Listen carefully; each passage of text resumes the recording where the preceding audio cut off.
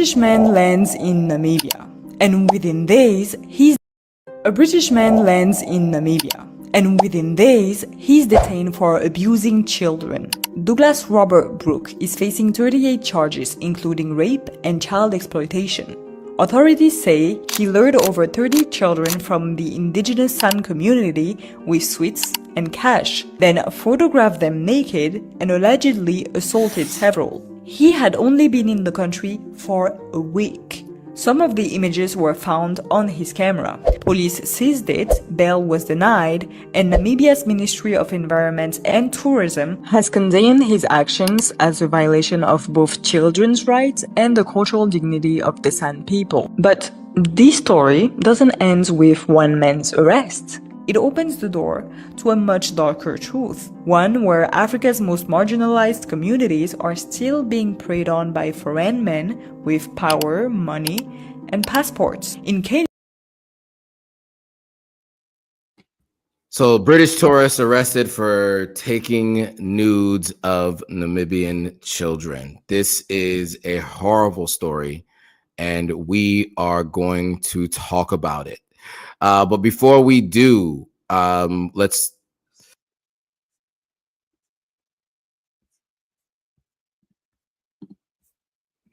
Looks like Joe got kicked off. Hello, everybody. Welcome to another episode of This Week in Africa. Thank you, Gloria.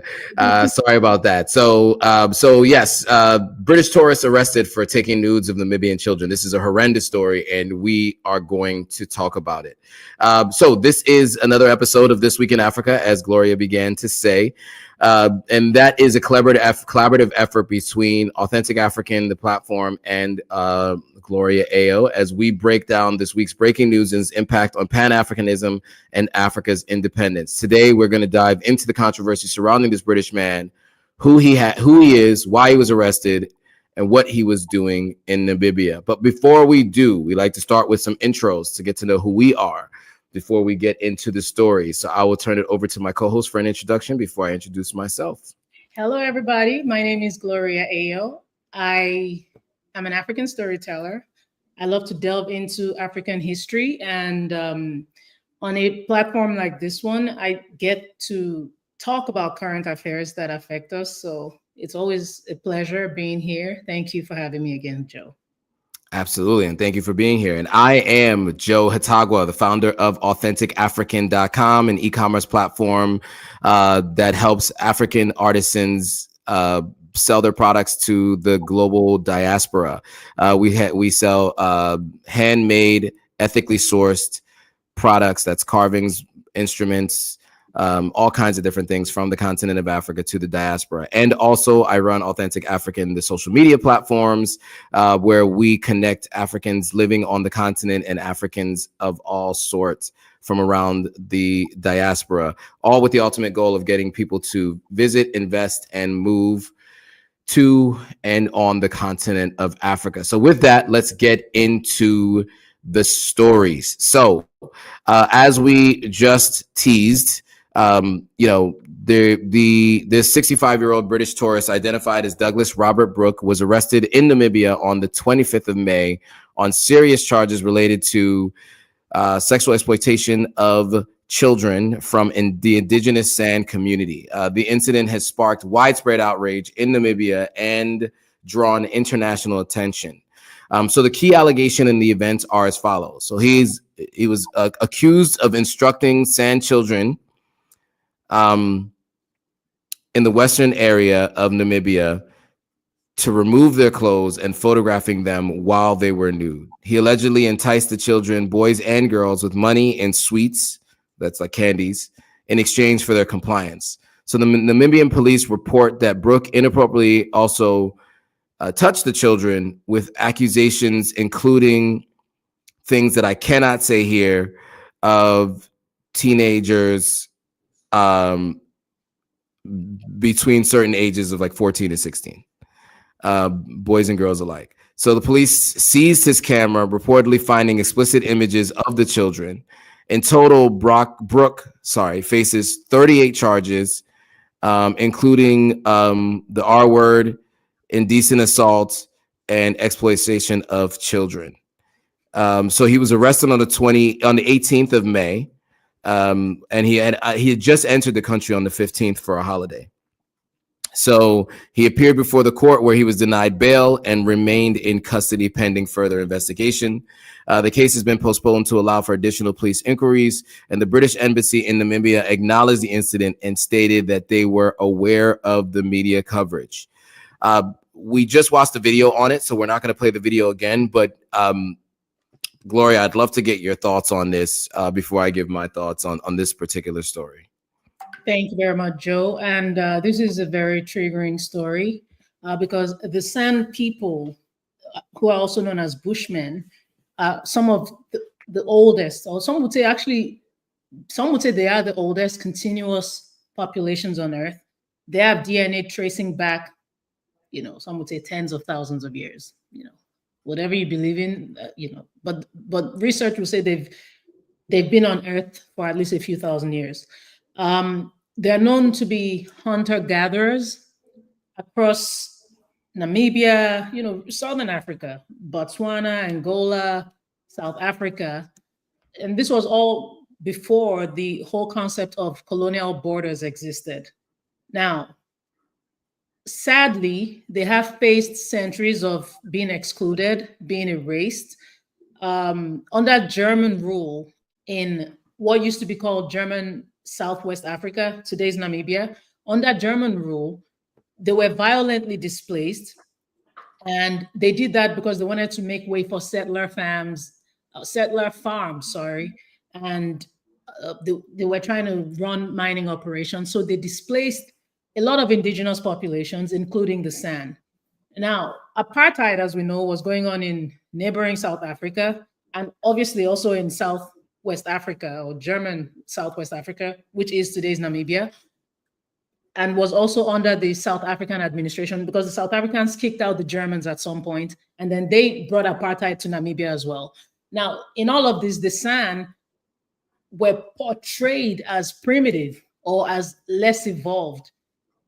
As we know, this is a deeply racist notion. This is why the movie Gods Must Be Crazy.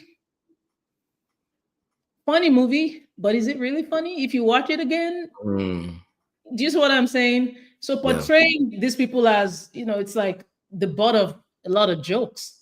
And this portrayal of the San people has been used to justify land dispossession and forced assimilation. Now, at some point, they were relocated to Bushman camps. And because of that, they had to abandon their nomadic lifestyle in exchange for environments that seemed more controlled. And by doing that, their autonomy was severely restricted. After Namibia gained independence, they tried to restore dignity and cultural pride. They even had a museum, where these San people would give tourism. They had cultural tourism sites, and the San people would go there to showcase their traditions, earn money. They would educate tourists. And this right here, some people have seen as exploitative because it's like, okay, who are the people behind these projects? Who's making money from it? And some would say that the San do benefit from these efforts to an extent, but a lot of them still remain vulnerable due to poverty, due to low literacy rates, and they don't have any legal or institutional protection. Now, in a situation like this, where just imagine these people in a remote situation, economically desperate, loosely regulated, it's so easy to have a predatory actor like Douglas Robert Brook, allegedly taking advantage of that. And allegedly, this man, over time, sort of, warmed his way into this community. And he clearly was leveraging his foreign privilege, probably his resources, his money, to gain their trust. And this exploitation continued to where, there are people who objectify the San people, or really indigenous people throughout the world. And who knows the kind of audience he sells these photos to. But it's not even just him. This thing has been happening. And this is why I'm so impressed by the president of Namibia. A lot of things have been coming to light. He went there because it was probably a thing that was going on anyway. Because there have been incidents of SA and things like this where vulnerable indigenous populations are being exploited.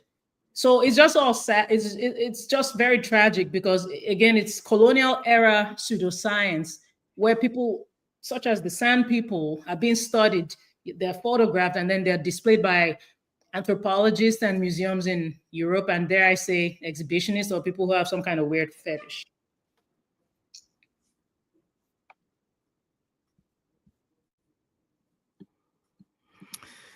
Yeah, yeah. And I mean, you said it all. And I think one of the other things that I'll mention is, even when we're not talking about the Sand people, but just in general, the European travelers who come to the continent of Africa, many of which who come through their working at NGOs, working at nonprofits, you'll find I have an anecdotal story of a gentleman who worked at an NGO of friends of mine who was known as someone who dated people as young as 14, right? And their families would allow it because he would come in kind of promising to take care of the families, and they saw it as a potential opportunity to lift themselves out of poverty. And so, as you mentioned, this can be very exploitative. And so I think what we can do is play the rest of this video because I think it gives more context for the broader issues happening on the continent with folks like Brook.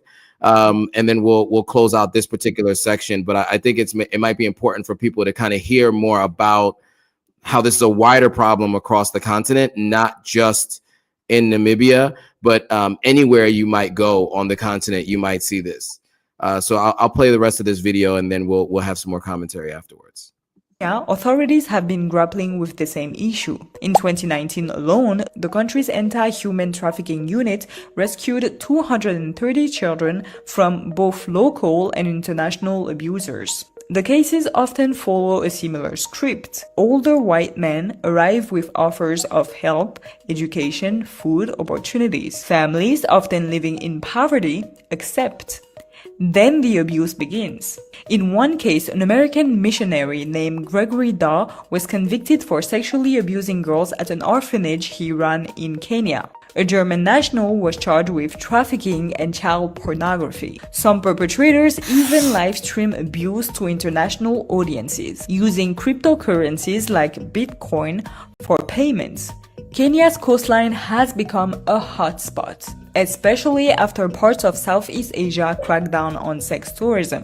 Locals known as beach traders sometimes act as intermediaries, offering tourists more than just massages or safaris. In communities where poverty is high, these acts are sometimes overlooked in exchange for money or gifts. Efforts to stop this trend exist. Kenya receives alerts from international agencies like the NCMEC.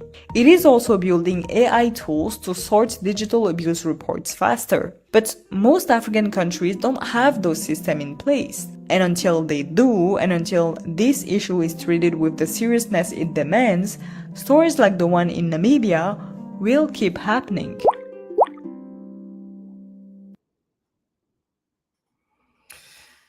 Yeah, shout out to the page who put this story together. I think it's really important to add that additional context because, obviously it seems like an isolated incident. Obviously it's horrendous and horrific, all the words that you can use to describe it, but it is not new and it's not exclusive to Namibia. And so we just wanted to make sure that we gave you that additional context so you guys are aware of this. And you'll notice this when you go, especially, many of the people who watch this go to West Africa a ton. And you'll see this. I see this a lot in Sierra Leone. It's a little bit more out there in the open, in terms of what we're talking about on the beach here, or even just people around. There are like specific nightclubs and places where that's where people are going to change their lives. And these guys are really here for that. They might seem like they're in the country that they're in for a noble cause, for an NGO or for a nonprofit, but really they're using that to satiate their appetite for young or vulnerable people on the continent. And so, obviously this is it's something that needs to be, corrected, and people need to be persecuted for this or prosecuted for this. And so I'm glad this gentleman here was caught and immediately, put in jail for the alleged. If there's evidence, there's evidence. But there just needs to be more of it, because this is not the only incident, and it won't be the only incident that happens on the continent. And so, as you mentioned, to kind of bring it back to the new president, this is something that she talked about a lot, right? Was clamping down on these things. And so, as you mentioned, Gloria, it seems as though she's now making true on that promise that she made. Mm-hmm. Yes, she absolutely is. And that's one prop I will keep giving the president of Namibia, President Netumbo Nandi Ndaitwa. No, Ndaitwa. I'm sorry, Namibians, bear with me. It's quite a tongue twister. Netumbo Nandi Ndaitwa. That's something I would give her props for, just the initiative she's been taking. And it's so wonderful to have a woman who's only one of 2 female presidents on the continent doing the kind of work she's been doing. Very impressive. Hello, Awele O. You wrote, hello, Joe and Gloria from the UK. And guys, feel free to share your thoughts. We like to make this as engaging and interactive as possible. So reading your comments just help us keep going. Give us the feedback, constructive, appreciative, whatever it is you have. And if you'd like to add to the conversations we're having, we would love to read from you. So drop the comments and we will take them. But yeah, so as I was saying, regarding this thing going on in Namibia, it's just very unfortunate how, it's such a, it's a really crazy time to be African, with all the racism that we're seeing just being spewed everywhere. And it's also a great time to be African, because I've seen more African unity than I ever have, at least on the internet. And of course, digitally, a lot of improvements have been made to where it feels like not just even Africans, people of African descent throughout the world, you can see that unity on the internet. And that's a very wonderful thing to be a part of. And it's just so ironic that while we're being more conscious of racism, on the other hand, you have racist people objectifying Africans. You know what I mean? It's like, what do you want from us? Why would you take a community of people and disrespect them in that way? Why would you do that? And that's why I'm very glad we're actually sharing this story.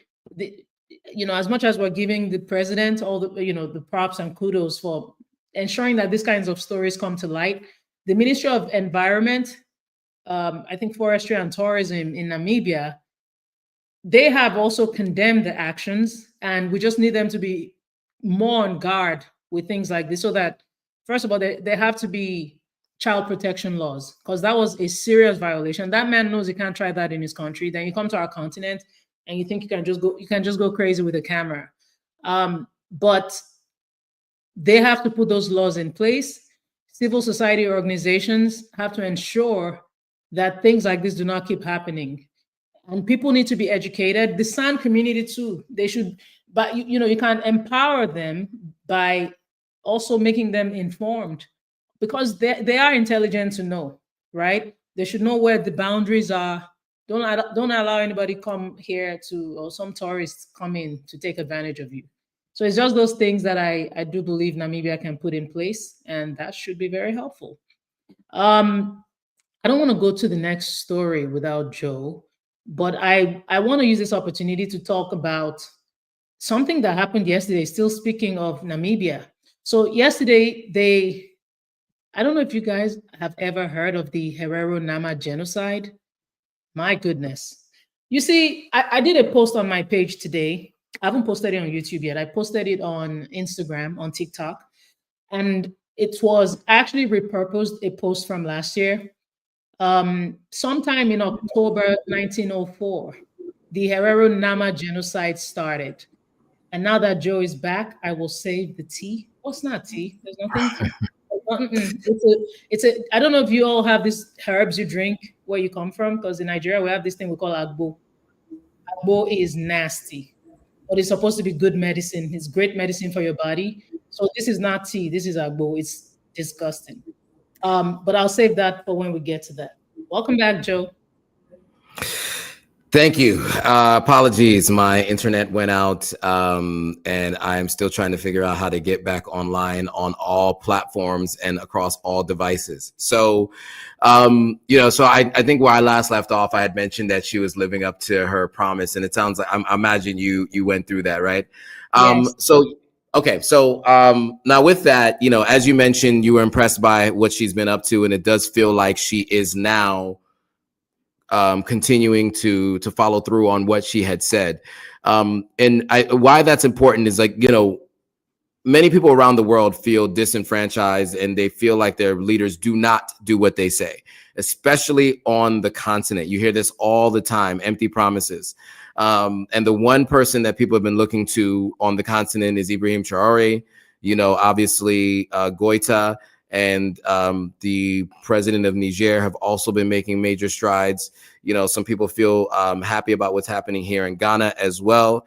And so, to hear what's happening in Namibia, I think that she's on the right path. And with that, there was a serious meeting between a groundbreaking meeting, actually. So Africa's only two female presidents from Namibia and Tanzania met to forge a new future for the continent.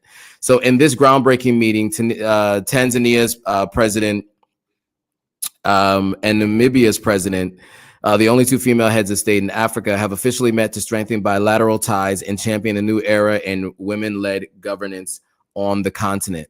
Their meeting focused on expanding cooperation in education, healthcare, trade, sustainability, and promoting regional integration and development. They also were looking at elevating the role of women in leadership and governments, and sending a strong signal to Africa's future is one of inclusion, equality, equity, and progress. Now, we can at least say that for Namibia. I think that we have some criticisms for Tanzania, which we'll get to. But let's talk a little. Let's play a video, and then we'll have some commentary on the other side. Powerful moment for Africa. The continent's only two female presidents stood side by side, not just as heads of state, but as symbols of transformation. President Samia Suluhu Hassan of Tanzania and President Netumbo Nandi-Ndaitwah of Namibia met to strengthen diplomatic ties and to send a bold message about women in leadership. President Hassan, Tanzania's first female leader, has long championed development, gender equity, and regional cooperation. President Nandi-Ndaitwah, who just made history in 2025 as Namibia's first woman to hold the top office, brings decades of political experience and a firm commitment to climate action and good governance. Their meeting focused on collaboration in education, health, trade, and more, but it also signaled something deeper, a united front in uplifting African women, empowering communities, and reshaping the future of the continent. Two nations, two visionary leaders, one shared purpose, progress through inclusion.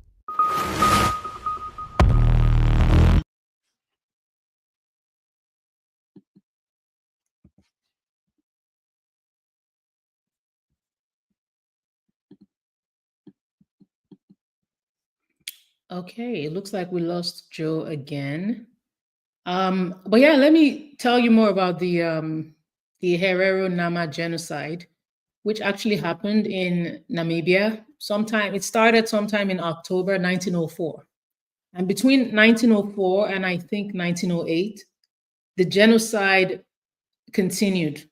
Or I think it was 1907, because on May 28, 1907, German authorities insisted that the concentration camps that had been set up to get rid of people, there was this, the Germans had colonized Namibia, and two tribes stood up to them. Two ethnic groups fought the Germans, the Herero tribe and the Nama tribe. And what the colonialists decided to do was to punish them by exterminating them, getting them exterminated. And those who didn't die, they threw into concentration camps. So this actually affected their population. I think it was 80% of the Herero tribe and 50% of the Nama tribe. Forgive me if I'm mixing the figures up. But a huge chunk of their populations were killed because of this. I mean, in the Kalahari deserts, imagine having people in that scorching heat, children, mothers, fathers, it was just horrific what they did. And it was hundreds of, about, I think at least 100,000 of them that were killed. And what President Ndaitwa is doing is commendable, because this is actually the very first official Remembrance Day, and they had that yesterday, to actually commemorate the mass killings of the Herero and Nama peoples by German colonial forces. So yeah, but it was officially in 1907 they ended it. Well, I think it still kind of went on till 1908, but it was about 4 years, and it was just very sad. So having her doing, seeing that she's doing things like this is extremely wonderful for the continent. And she's also big on reparations. She's been telling Germany, because they committed to paying about $1 billion, even though descendants of the victims of that genocide are saying they need more money, that they need more than that. That $1 billion cannot cover the atrocity of the Germans, from back in the day. But Germany has been, at least to the best of my knowledge, they've been trying to be accountable for it. But that's just, yet another horrible story when we talk about African history. All right. Farquhar Ali wrote, in Namibia, yes, Germany, colonizers. Oh yeah, you're familiar with the story. And if anybody wants more details on that, please feel free to go on my page. I'll be more than happy to, or rather, you can go on there and just, sorry, I'm trying to read a message from Joe. Okay, his internet ran out, but we'll just wait. But yeah, I'll be more than happy to give you more details. All you have to do is, I am more than happy to share details. Just go on my page, the Gloria Ayo on Instagram, and you can see that particular history. I literally posted it today to celebrate, the fact that they had a Remembrance Day. But I had done the video last year, and that was a story that many people did not even know about. So it's our job to tell our stories. If we don't tell our stories, somebody will tell them for us, and we won't like that version. No, we won't. Farquhar Ali, you're talking about a book, Unburied, Unmarked, The Untold Namibian Story of the Genocide. Oh, 1904 to 1908. Yep, by Jephthah Ungu Herimo. Okay, well, thank you for sharing that. You seem to read a lot of books. I think you've also made recommendations on this platform to people of books they can read. That's a great thing. That's a very, very good habit to form. So thank you for sharing. So yeah, that's what happened. And President Ndaitwa ensured that there was a commemoration to mark that day. I was talking about the Herero Nama genocide. Welcome back. Thank you for that. Yes, I'm back. Guys, I really apologize. For whatever reason, every single network connection that I have is going out. I am in Ghana right now. And I have a backup to a backup to a backup, and all of which were not connecting to the internet. So apologies for that. And I see a number of comments that were coming in on Instagram that I was not able to get to.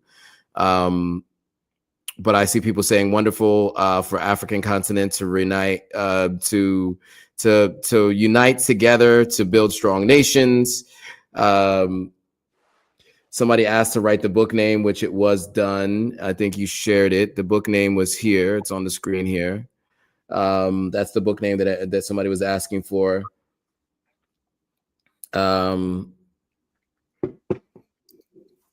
Yeah, a bunch of people were just responding to the history that you were just giving. So apologies, guys. I can't control the internet here. If I could, I would, but I can't, so I don't. So we just talked about obviously the two. So I'll just add one piece here. I think Tanzania's president could learn from what's happening in Namibia, right? It seems like she's forging her own path. She's living up to the promises that she's made, and she doesn't seem to be, at least publicly and at least in terms of some of the more egregious errors that the previous administrations have made, she doesn't seem to be as following through with some of the old world order that was in place prior to her coming on board. I will say contextually, one of the reasons why you might see that happening in Tanzania is because she has been in politics for a while, right? So this is not a new person. She's been there before. And if I'm not mistaken, she had actually taken over after a previous president had passed from COVID, if I'm not mistaken. So, you know, that obviously she comes with a historical lens to the country and is going to operate a lot like people who came before her. So although it's a new face, it is still the same politics in that country. But, you know, I think a lot of us can learn from other people, and, you know, you're the combined average of the 5 people you hang around most. So if she's spending more time with Namibia's president, maybe she'll make some changes. All right. So with that, we're going to shift gears here, and hopefully you guys are still going to be able to hear me and see me through the rest of this, because I apologize again, the internet's been going in and out. But we're going to move to some of the rest of the topics of the week. So we're shifting from Namibia to South Sudan, where U.S. officials plan to send migrants to South Sudan. So we've now had this conversation on a number of occasions, and we are back at this again, but now it's with South Sudan. So we talked last week about the potential for Palestinians to be sent to Libya. We talked about Rwanda potentially taking migrants. Now it's looking like South Sudan has been added to the list of countries in which you know, the Trump administration would like to send migrants to. So luckily, a federal judge has ruled that U.S. officials must retain custody and control of migrants removed to South Sudan. A federal judge ruled on last Wednesday that the U.S. government violated his court order by attempting to deport migrants to South Sudan, opening another front in the battle between Donald Trump and judges who have imposed checks on the Republican president's hardline immigration policy. The U.S. District Judge Brian Murphy said U.S. officials risked being held in contempt of court for violating a primary injunction he issued in April to block the administration from sending deportees to countries other than their own without the opportunity to raise any concerns they had for their safety. So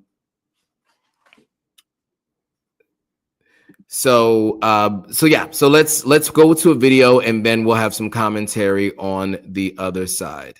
This morning, a federal judge is ordering the Trump administration to maintain custody of deportees allegedly being sent to countries they are not from, including war-torn South Sudan. Judge Brian Murphy, a Biden appointee, saying it's to ensure the practical feasibility of return if the court finds that such removals were unlawful. The New York Times reports the judge pressed the administration in a hearing on whether migrants were being deported to South Sudan without due process, which would violate an order issued in April. That order directed the administration to give migrants 15 days notice to raise concerns about potential danger before deporting them to countries other than their own. Lawyers say at least 12 men were deported to South Sudan. This is being done by our government to cause the immigrant community and, quite frankly, everyone in this country to be afraid. When pressed about the whereabouts of one deportation plane, the Times reports the Justice Department's lawyer responded, "I'm told that that information is classified, and I am told that the final destination is also classified," insisting they violated no orders because no concern about danger was raised. The legal battle comes hours after Homeland Security Chief Kristi Noem got into a heated exchange on Capitol Hill about habeas corpus, the constitutional right to challenge an arrest or imprisonment. Well, habeas corpus is a constitutional right that the president has to be able to remove people from this country and suspend their right to. Let me stop you, ma'am. Habeas corpus, excuse me, that's incorrect. President Lincoln used it. Excuse me. Habeas corpus is the legal principle that requires that the government provide a public reason for detaining and imprisoning people. If not for that protection, the government could simply arrest people, including American citizens, and hold them indefinitely for no reason. The administration has argued President Trump has the right to suspend habeas corpus because we're in a time of invasion. As for those deportations to South Sudan, a court hearing is scheduled in Boston this morning. Lionel Moise, ABC News, New York. Gloria, your thoughts, please. Boy, oh boy, oh boy. We talked about South Sudan. We've talked about South Sudan a couple of times being on the edge, and the hope is that that doesn't even ever happen. They found yet another country. We talked about Libya with the Palestinian case, even though the Libyan government denied that, or them saying, the allegations or reports of the American government trying to send Palestinians to Libya. And we know Libya is a war-torn country. And South Sudan is, even though it's the newest country on earth, is facing a lot of challenges, including civil conflict, including political instability, humanitarian crisis. And I mean, to have a significant source of refugees, that's what South Sudan has become. It's very unfortunate. Nearly 2.4 million South Sudanese have been displaced.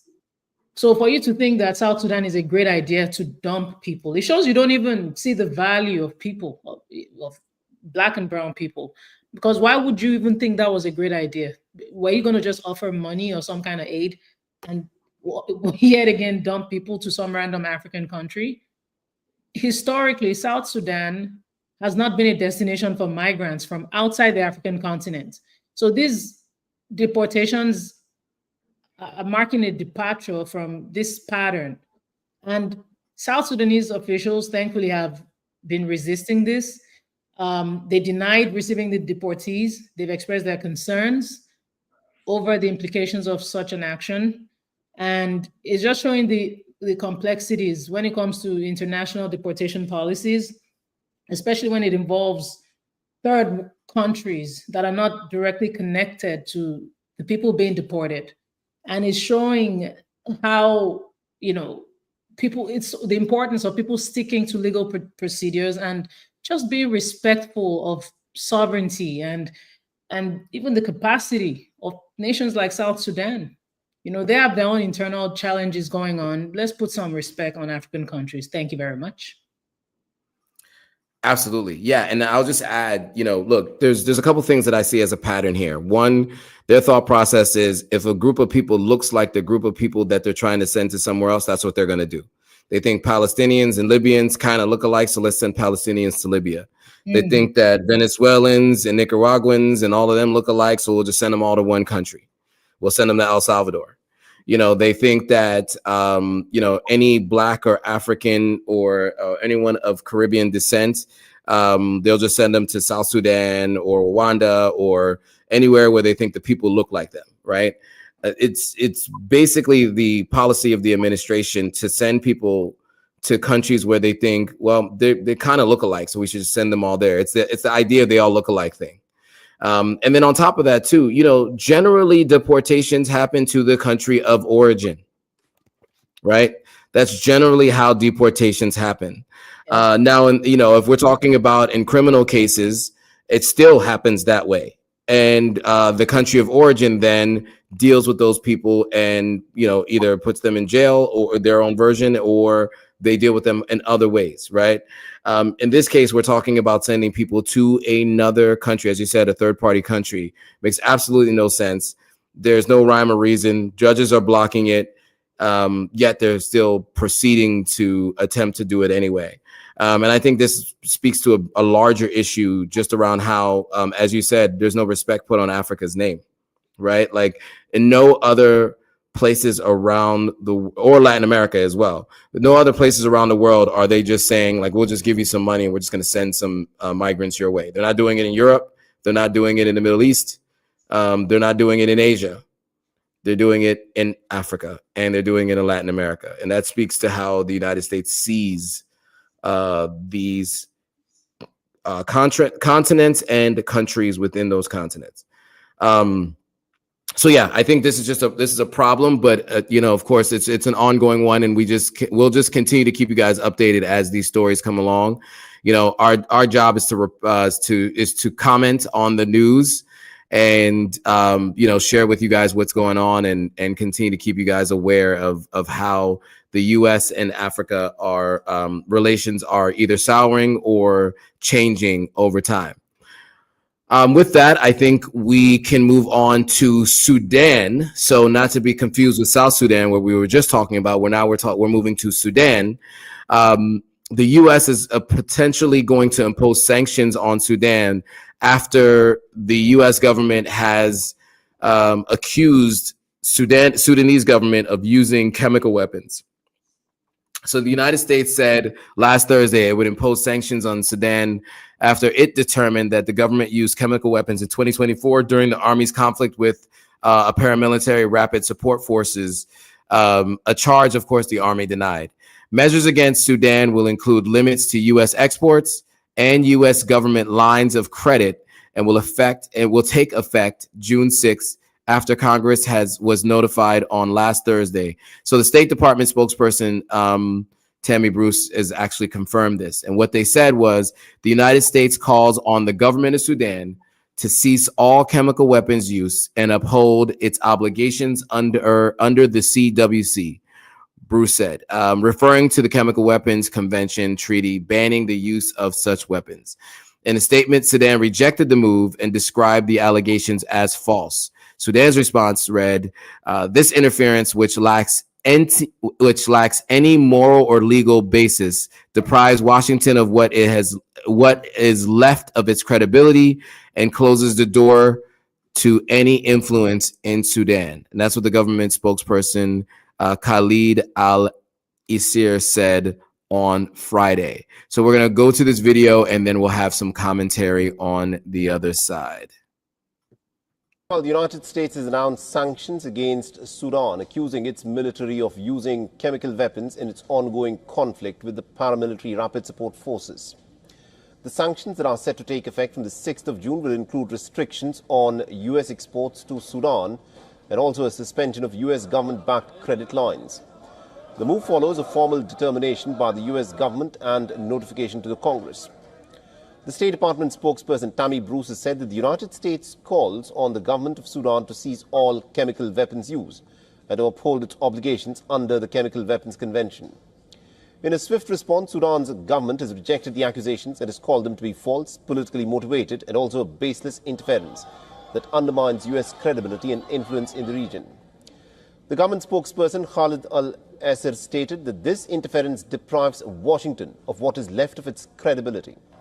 Now, the war in Sudan erupted in April 2023, stemming from a bitter power struggle between the army and the RSF. And since then, it has spiraled into one of the world's worst humanitarian crises, with tens of thousands of people being killed and over 13 million people getting displaced. A large part of the country is also facing famine-like conditions, while reports of ethnic violence and war crimes have drawn condemnation from the international community.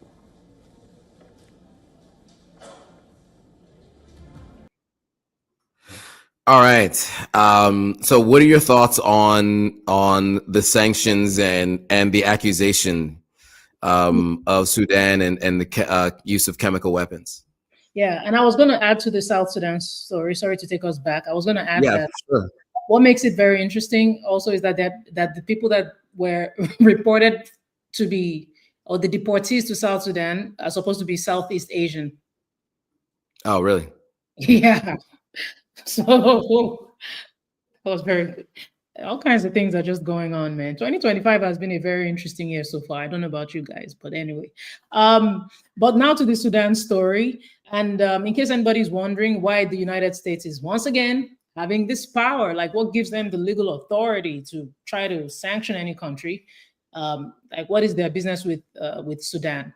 Now, there are laws like the IEEPA, the International Emergency Economic Powers Act, that allow the president to regulate commerce in response to anything they deem to be unusual or some sort of extraordinary threat to national security, foreign policy, or the economy. Under the IEEPA, the Treasury Department's Office of Foreign Assets Control issues sanctions that target people. It could be companies. It could actually even be entire governments. So Sudan has been sanctioned under various regimes since the 1990s. This is not new for Sudan. Originally for harboring terrorists like Osama bin Laden, and even for atrocities in Darfur. So beyond domestic law, America's influence over the global financial system gives it a lot of leverage, because most international trade and transactions are routed through the US dollar and processed via American banks or institutions with US ties. The US can actually block access to financial systems for those it sanctions. So what this does is it creates ripple effects, even for non-American entities, banks, companies, governments. They have to comply with US sanctions to avoid being locked out of global markets. And sometimes people will call this the long arm jurisdiction of US sanctions. Now, as for Sudan specifically, the US government justifies sanctions based on Sudan's alleged use of chemical weapons. And this is them likely citing violations of international law, such as the Chemical Weapons Convention, to which Sudan is a party. And although Sudan has denied the use of chemical weapons in past conflicts like Darfur, which I just mentioned, accusations have resurfaced, because of the current civil war that's happening between the SAF, the Sudanese Armed Forces, and the RSF, the Rapid Support Forces. And if these allegations are credible and tied to state actors, the US is framing it as both humanitarian crisis and a threat to international norms. So further sanctions have to be imposed because of this. Now, historically, the US has used sanctions as a tool of foreign policy enforcement. In Iraq, during Saddam Hussein's regime, for alleged chemical weapons use and human rights abuses. In Syria, following the Assad regime's use of sarin and chlorine gas. In Libya under Gaddafi, in response to terrorism and alleged weapons programs.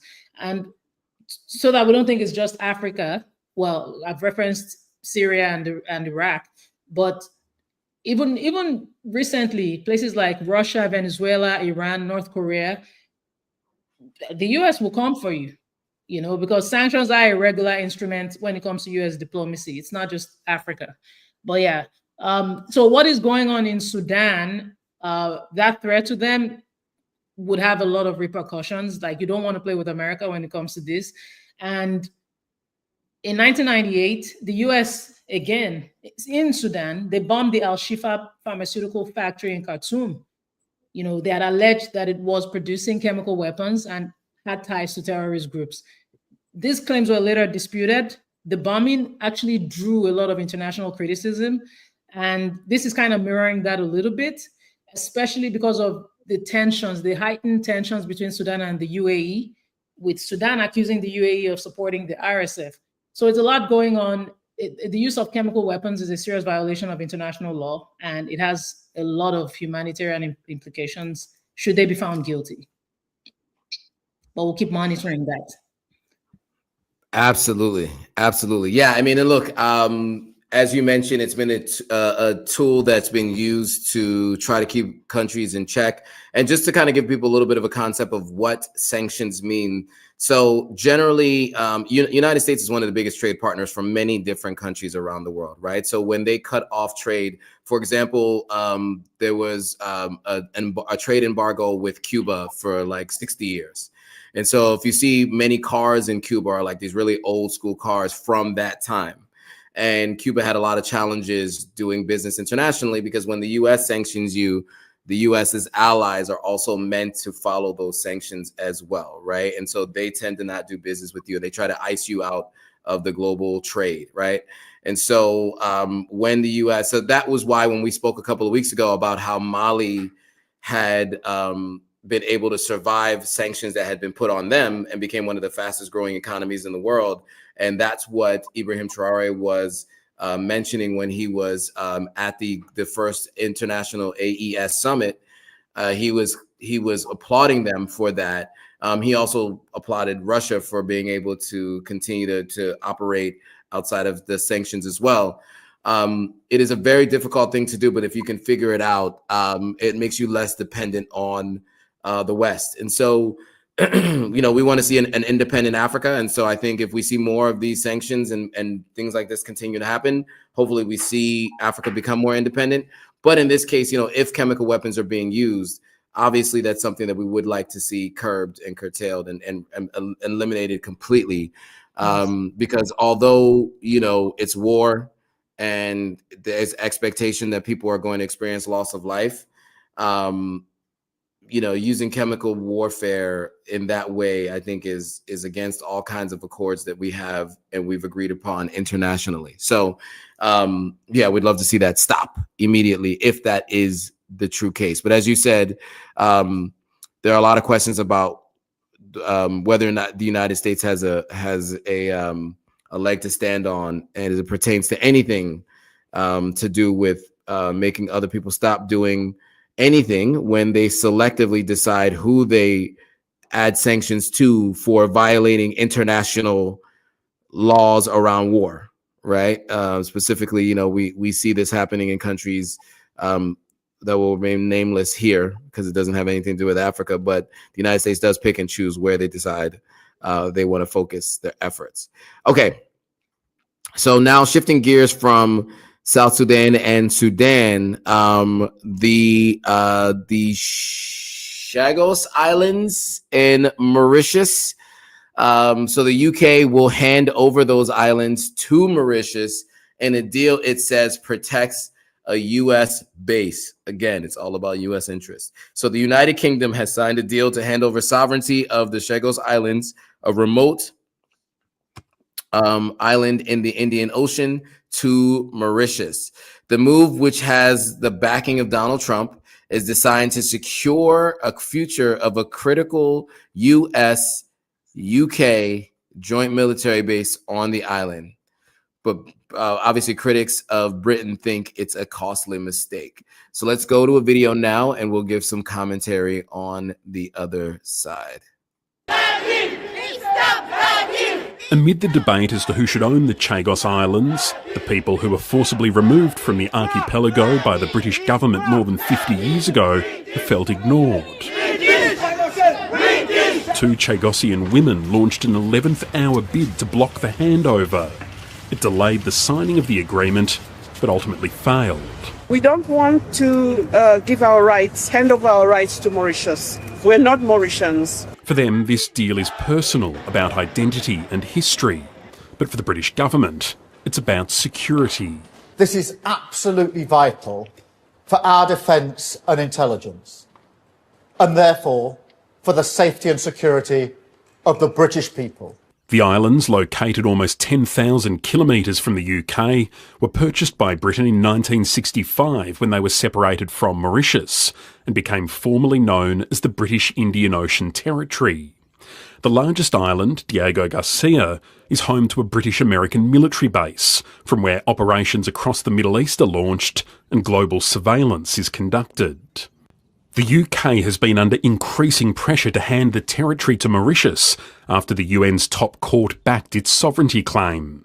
Threatened with the loss of a key airbase, London negotiated this agreement that will see Diego Garcia leased back to Britain for 99 years, with the option of a 50-year extension, at an average cost of around 211 million Australian dollars a year.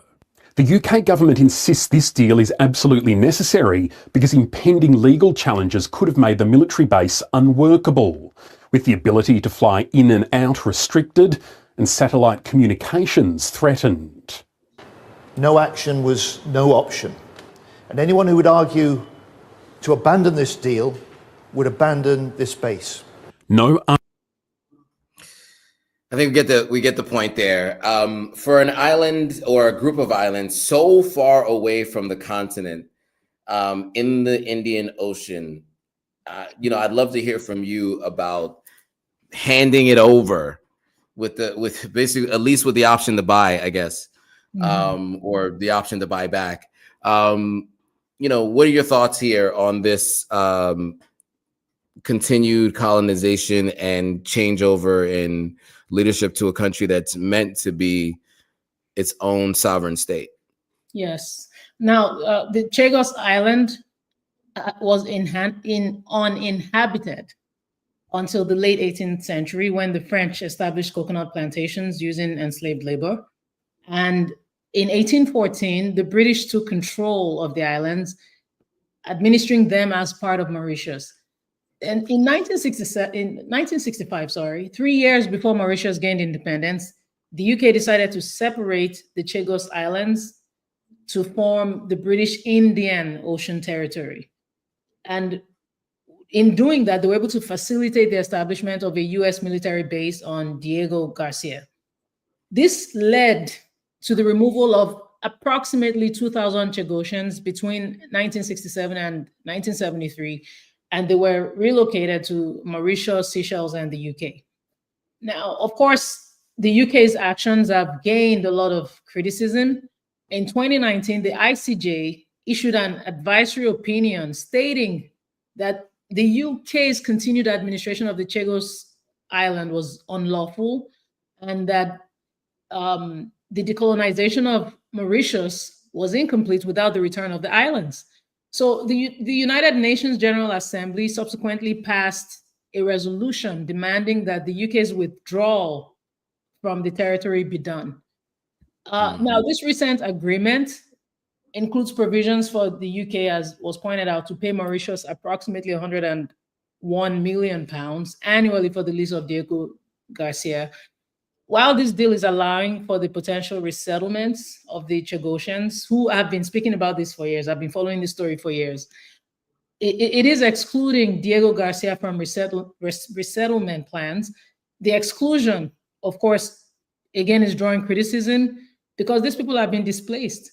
And it's once again another story when we talk about how Africans, they don't care about your culture, they don't care about your tribe or your ethnicity. They don't care about your language, your food. They just come in, take what they want to take, divide what they want to divide. And it's 2025, and there are people still protesting because you just displaced people for no reason. Imagine just going through life not knowing where you really belong, or you know where you belong, but they deny that to you. So, right. Yeah. Yeah, I mean, I think you said it all, and yeah, I think that background and history of the island and the relationships to the UK, I think are really important because I think it helps give context to what's actually happening right now and why it's happening and why people are opposing it, right? Yes. So yeah, I appreciate that because I'm learning as we go along the history of places like this. And, what I would say, I mean, I don't have much to add except that, we still are pawns in the West game, West and the East, right? I mean, they're always just playing us against each other, making decisions about our people and islands and land. And there isn't autonomy at this point in time, and there isn't much respect for Africa. And we keep talking about that. It keeps coming up because, it's going to take strong leadership to be able to change that, and we're seeing it in the AES, as we mentioned before, and maybe we're seeing it in some other places. And so we hope that continues and that takes shape around the rest of the continent so that no longer will countries be, or entire populations be moved and or reassigned or whatever you would describe this as when they have their own national identity. Any other thoughts on this story before we move on? That will be all from me for now. Thank you. Okay, great. So with that, we will move on to the last major headline, and that is moving on to Uganda, pushing for military courts to try civilians. Now, this is dangerous. Uganda's parliament has passed a law that permits civilians to be tried in military courts. The decision has sparked protests from opposition lawmakers, of course. The government claims that the law is essential for national security. However, critics worry that it could be used to suppress dissent and the lead up to the next year's general election. Let's play a video and then we'll have some commentary on the other side. parliament has passed a controversial law allowing military courts to once again try civilians, a move that has sparked outrage among opposition leaders and rights groups. This comes despite a Supreme Court ruling in January that banned such prosecutions, citing lack of legal competence and fairness. Opposition MPs condemned the new law as unconstitutional and shallow, accusing the government of attempting to muzzle dissent. The military, however, praised the law for strengthening national security and deterring militant political movements. Military spokesman Chris Magezi defended the legislation, stating it would counter armed criminal activity and safeguard democratic processes. Muhoozi Kainerugaba, the president's son and head of the armed forces, hailed parliamentarians as fearless patriots. The law now awaits President Yoweri Museveni's signature to take effect. In recent years, prominent opposition figures like Kizza Besigye and Bobi Wine have faced charges in military courts, proceedings critics say were politically motivated. Human Rights Watch has denounced Uganda's military tribunals for relying on torture-tainted evidence and failing to meet global standards of judicial independence. The military has denied these allegations. Those are some tough allegations. You know, they said, what was it? Torture, muddied allegations or whatever they said, you know, confessions, etc. Yeah, I mean, look, I'd love to get your thoughts on this before I give my thoughts, because I have some thoughts on this one as well. Yeah, just listening to the video just makes me think of the importance of parenting. I know, because you can teach your child to be racist, apparently. You can teach your child to be a dictator. This Museveni's son is the same man we spoke about a few weeks ago, and I haven't seen any update on the story. I wonder what happened to the bodyguard. But to brag about or kidnapping Bobi Wine's bodyguard openly without any care, you know, it's what they've been doing. I mean, I don't know if you saw the video of Museveni recently sitting with his wife and appealing to the people and apologizing for anything they may have done wrong because they're trying to run for presidency yet again. Right. It's like, who do you think you're leading? You really, or should I say ruling? Who do you think you're ruling? You have people who are more enlightened than you know, and it's just so unfortunate that this has become the narrative, the story for Uganda, and it's just a way to get rid of people. It's just a way to unalive people, because if you're going military, that's extreme.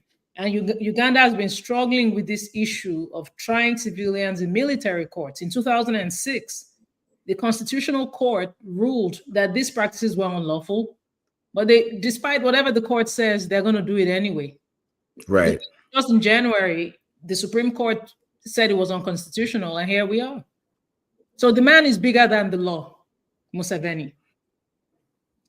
Right, absolutely. And as you mentioned, Bobi Wine, a very popular political figure, opposition to the president, has fallen victim to this very thing, as was mentioned in the video. Yeah, I mean, it's you know, I think in some cases military rule might make sense if it's a bridge to democracy and it's people who are focused on building the country and taking it forward. I think it's a little scary when you don't have checks and balances in place, right? There is no, I think in this video it mentioned that, you know, there's kind of no third party to be overseeing what they do in these trials and how they try people and what sentences that they give in and all of those kinds of things. And so, you know, and Obsidian makes a point that, well, Bobi Wine is the front runner opposition leader to unseat President Museveni and thus ending the succession from Muhoozi. So I think the challenge there is if he doesn't get locked up. You see that comment that he also added? Yes. It's the pattern. Tundu Lissu is the same thing. You have foreign people sponsoring them. If you don't have tangible proof, not you, Obsidian, because this is your feedback, and I appreciate you sharing it. If you don't have tangible proof that these people are indeed being sponsored by foreign people, Let's sit it out, because that's the easy way to get Africans to move on. And even if that is the case, you don't legally, you still don't go about it the way you do. We need tangible proof, because that's what they keep using to stifle resistance and opposition. Every opposition voice throughout the continent, most opposition voices get threatened throughout the continent. So I get your point, but like, as you said, it's rumored. Where's the proof? Because if there is proof, then that's a problem. But you want to say there's foreign, you're not even a great leader to begin with. Oops, no disrespect to my Ugandan people. I say he's not a great leader by virtue of him being in power since the early 80s. It is time for that man to go. Do you see him sleeping? Like he goes to functions and is knocked out. Take a rest, daddy. Go sleep, grandpa. Just take a break. I assume he has grandchildren, and I say that with all due respect. Child, these people are a mess. I'm sorry. Yes. And the real source says President Museveni and his wife recent public apology may have been funny if the issues were not so serious. Agreed. Yeah, I mean, look, it doesn't seem like he is fit to be president. I'll say that. From all of what I've been seeing, he had a few viral moments last year where they refused World Bank money, or maybe it was the year before, and he said, "We don't need your World Bank money," et cetera, and people applauded him for that. But they weren't really aware of who the person was. They just saw, the policies of the World Bank and what they're requiring countries to do, and they're saying we don't want Africans to do that, et cetera. And so I think people were applauding him, but I think they may not have been applauding him so loudly had they known much of what he's been doing to dissenters. So Farquan says, President Museveni knows that the military ruling is 1,000% unlawful and must always be separate from civil society. Court needs a lawful National Guard. There it is. All good points. So I have nothing else to add here. We do have some stories from around the continent that we do want to cover as well. There's a couple of different things that we wanted to cover off on, and we wanted to make sure that you guys were aware of them and that you should be paying attention to. So first of which is Malema's response to Trump. Any high level context you want to give there for folks who are listening at home and want to do some research on this particular story? Man, I love me some Malema, man. People will come with, he's a communist and he's a troublemaker and he's saying they should, unalive people or whatnot. I commend him he represents boldness. Right. And this is why people like Ibrahim Traore, regardless of whether or not you're for or against the military style of leading or ruling, the fact that these people, because we're not used to having leaders who are so bold. And this is why even Zimbabwe, Mugabe, this is why people would think about Mugabe and praise him, because he stood in certain regards, he stood up to the West. So having a Malema who's not even president, just being so bold and very hilarious, if you ask me. I don't know if you heard some of his responses. That man is something else. But it's that boldness. His words might be controversial, but the energy is what we have been deprived of. It's what we're all craving from our leaders. And that's why Ibrahim Traore is getting all the praise he's getting. So Malema has become a global sensation thanks to these people. Yeah, I mean, yes, I would agree. And I think, in his response, he said a lot of things. He said he's not afraid of America. He said that if he was in that meeting, he would have responded differently than Ramaphosa. Number of different things that he said. And I think it's all true, right? He's a firebrand, as they say. Unfortunately, wasn't able to get enough votes to become the president of South Africa. But, he's obviously in parliament, and he is a great orator in a way that he's great at galvanizing people. So I hope to see more from other people around the continent when things like this happen. Yeah. Now, with that, there was a few more stories that we wanted to run through quickly. debunking the some of the facts or the quote unquote facts or false news that came out of the meeting between Ramaphosa and Trump. I know that there's some debunking to be done there. Anything you want to throw out there in terms of some of the issues that they got wrong, Trump got wrong? Oh, of course, it's gone viral. And we both actually posted a video on this. There was a collaboration we did on that, where they've shown that some of the pictures that were being displayed by Trump were actually from Congo. It was black folks in the photos, right? But you say it's white genocide on South Africans, and then the road that he said people were being unalived on, people were to where Ramaphosa said, "Where is this? Okay, well, I need to look into this." It was just strange to everybody. I don't know if you remember the way Ramaphosa kept looking at the TV. It was just so awkward. But of course, all that has been debunked. Even the man who reportedly owns that area or that land has debunked it. And and this is why I say, regardless of what side you are on politically, if you cannot expect a leader who you root for to come out and be accountable for a mistake he made, for a very dangerous accusation like that he put out for the world and divided the world further. I know I get trolled by racist whites because all whites are racist, but the racist ones, they troll me, and it's quite thrilling. It's like, oh wow, let's go digital warfare, but Joe doesn't have time for those kinds of things. I kind of do a little bit because I have time. But yeah, it's just sad that Trump cannot own it, that he made a mistake. And I didn't think it was funny. I don't know if you saw the video where Ramaphosa found it laughable. Bro, it's not funny. It's not funny. I get the diplomacy. Right. There's nothing funny about how you represented the entire continent on a world stage like that. There's nothing funny about it. I don't know why I was laughing. Yeah. It's so disappointing. And you see all the business interests Ramaphosa has. You think he's a very smart man, and he just really kind of froze in the moment. In my opinion, I think he's getting applauded for how he handled it. To me, I was like, well, how? Why? To me, it just looked like he froze. He couldn't even. Anyway, it was given. So this. I'm sorry. Oh yeah, absolutely. Yes. And so the real source says, when you compare the tone and tenor of Malema's words versus with Ramaphosa, it's like night and day. That is exactly right. And I've seen Malema in parliament meetings with Ramaphosa there and all the other people in the parliament. Malema does not hold back ever, ever.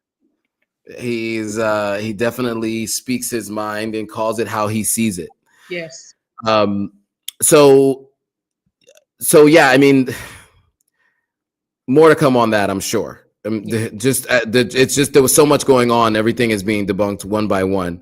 And then there was one last story to debunk, and that's with the Ivory Coast. There's been a story going around that the Ivory Coast had an attempted coup just a couple of weeks ago. Do you want to speak to what has been discovered since from a high level? Yeah.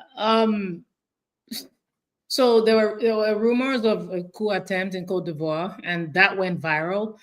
Matter of fact, somebody had me collaborate on a post on that, and I kicked myself so hard because I knew it was a rumor, because there was no confirmation of it. But a lot of people rejoiced. That one thing I did notice was people were happy to share it, and I didn't see any comment where anybody was concerned. And this goes to the point I made weeks ago about how the military has become a popular form of leadership now among people. People now want the military to overthrow their governments. Isn't that something? And yeah, so some analysts are saying this was just politically convenient, especially because of the public tension ahead of the next election. But it seems like some kind of spark that just fizzled. My big takeaway from it was just how excited people were. That says a lot. People are definitely not happy with Ouattara's government. We've gone into detail on how Ouattara has been ruling Côte d'Ivoire. So people are rejoicing and saying, I hope it comes to my country. Yeah, people were in the comments like, I hope it happens in my country. I'm like, oh my gosh, what is going on? But I understand why people feel that way. Yeah. And as someone who's lived through a coup attempt myself, just 2 years ago, it is scary, and you don't know what you're going to get by who performs the coup. Is it going to be a revolution? Is it people who want this person in charge? Is it not? You don't know until they're in power, right? And they don't leave. Mm-hmm. And so Sierra Leone's had a couple of coups in its past. Ghana's had a couple. Nigeria's had a couple, right? All around the continent of Africa, they've been coups since the inception of like democracy in its modern form. Since they've all gotten their independence in the 60s and 70s. And so, a coup is a scary thing. And the fact that many people are wishing that upon their countries, as you mentioned, as someone who myself has lived through one, tells you how much people are dissatisfied with the leaders that are in place today, right? Yes. I think that's an obvious sign that, if that's what people are looking for, a version of that to happen in their own country, that tells you that people are dissatisfied. And, you're only getting a couple of choices, and a lot of elections are stolen, et cetera, allegedly stolen. And so I could see why people are opting to want to military rule and to take over, because they feel like who they have in place is just not going to be sufficient for the independence of that particular country. In this case, we're talking about Cote d'Ivoire, Ivory Coast, and the future of the country. Okay, so with that, there were a couple of comments that were here that I just wanted to put up on. Keenan Mitchell says, thanks for sharing your insights, perspectives, and research. Very informative. Well, thank you for commentary. Any final thoughts before we close this out, Gloria? Yeah, and I just want to add to that. Thank you all for always engaging with us. Those comments, yes. I learned from them. I'm sure Joe does too. So thank you for just keeping us engaged. It's so important that, we give platforms such as this one as much support as we can, so that our stories can be told by us and they keep going as far as possible. Like that story about that British man with the essay allegation. Did you hear about the story before you came on today? Exactly. They are suppressing stories like that throughout the world. So we need to keep encouraging platforms like this one to be able to tell those very important stories. That didn't need to be the lead story, but Joe thought it was so important, and he said this has to be the main story. Thank you, Joe. And thank you, everyone. Absolutely. And yes, thank you guys. And so, and as Gloria mentioned, the way you can do that is by sharing this with others, right? So, you want to share this live stream with others, post the link on your platforms, make sure you you comment in the replay of the video. That all ensures that it gets out to more people.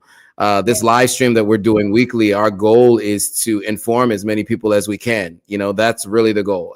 And really the people who think like us, if other people who don't hear and learn from it, and maybe we bring them to our side, that's great. And this is the side of Pan-Africanism and seeing Africa get back to its rightful place on the world stage. In case you're not clear on what side we mean, right? We're talking about Africa first policies. That's what we're looking at. And so every story is going to be through that lens, right? And about the idea of improving the continent. So with that, I want to say thank you all for watching, and we will see you all next Thursday.